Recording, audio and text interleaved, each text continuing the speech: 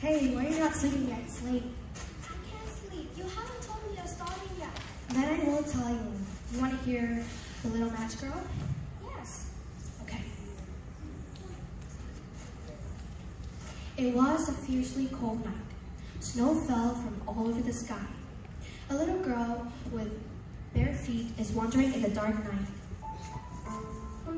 When she left the house, she wore canvas shoes. But what use are canvas shoes in winter now, right? Right? She lost both of them continuously after she ran across the street. The first shoe was crushed by a 2-horse carriage that snow stuck to its wheel. Lost it was. The second one is...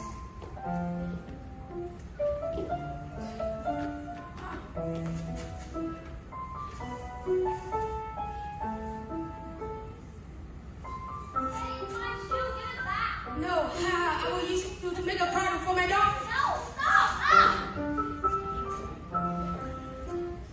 Her feet are cold on the ground, and the wind is blowing on her feet. She looks at her old apron and pulls out a box of matches.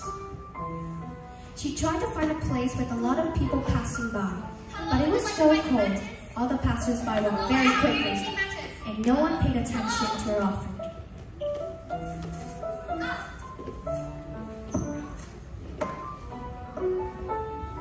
She couldn't sell anything all day, and no one gave her any money. The poor, hungry child still wandering in the dark.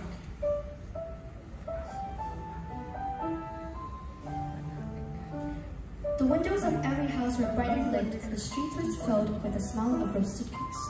It was indeed New Year's Eve. She remembered the old days when her kind grandmother was still alive. She also celebrated New Year's Eve at home with her, but then death came and took her grandmother away. Their fortune was gone, and she had to leave that lovely house where she had lived warm days to hide in a dark corner. She sat nestled in a corner between 2 houses. She tried to keep herself warm by pulling her legs into her body, but still, each time she felt more and more cold. Suddenly, she got a flashback. Any mattress today. I'm sorry, Dad, but no one... If you can't sell it tomorrow, don't you dare come back to this house. I promise. Thinking about this, she suddenly shivered.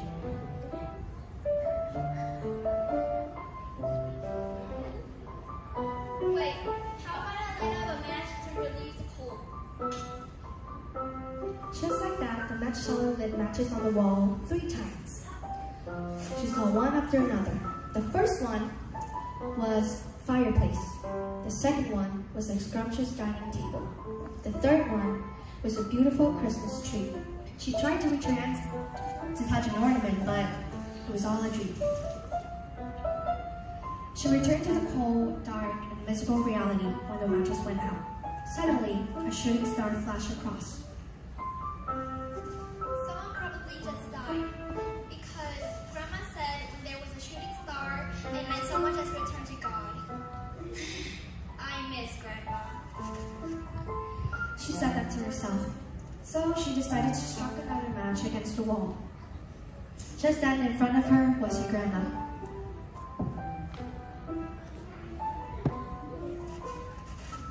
Grandma? Is that you, Grandma? Grandma! Grandma, please let me go with you. I know that you would disappear when the matches go out.